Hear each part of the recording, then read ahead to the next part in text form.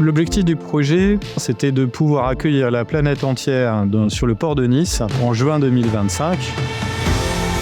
Nous, notre métier, c'est de respecter la date de livraison. Parce que l'événement, il ne changera pas de date. Et encore plus quand vous avez un événement qui s'appelle l'UNOTE, qui regroupe 170 chefs d'État et qui est un événement mondial. Quand la décision a été prise en juin 2024, la démolition n'était pas encore tout à fait commencée. Ça ressemblait à un défi impossible à réaliser.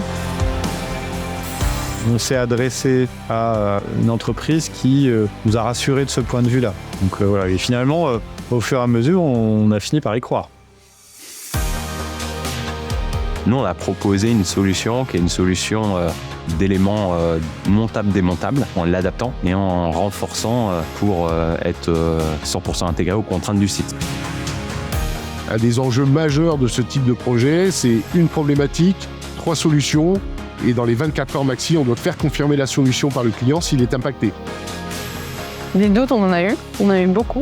On disait quel est le risque en termes de timing, est-ce que ça a une influence sur d'autres personnes, et quel est le risque financier. Le petit rituel du matin, lorsqu'on arrive et qu'on allume son ordinateur, c'est de brancher instantanément la webcam.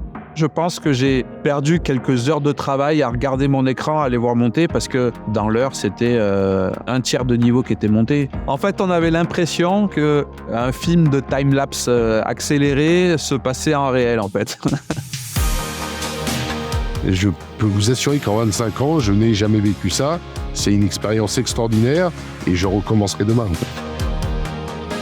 J'ai organisé une visite avec nos propres services, notre service bâtiment. J'ai fait venir tous les ingénieurs et les architectes du service pour dire venez voir quand même ce qu'on fait là et inspirez-vous.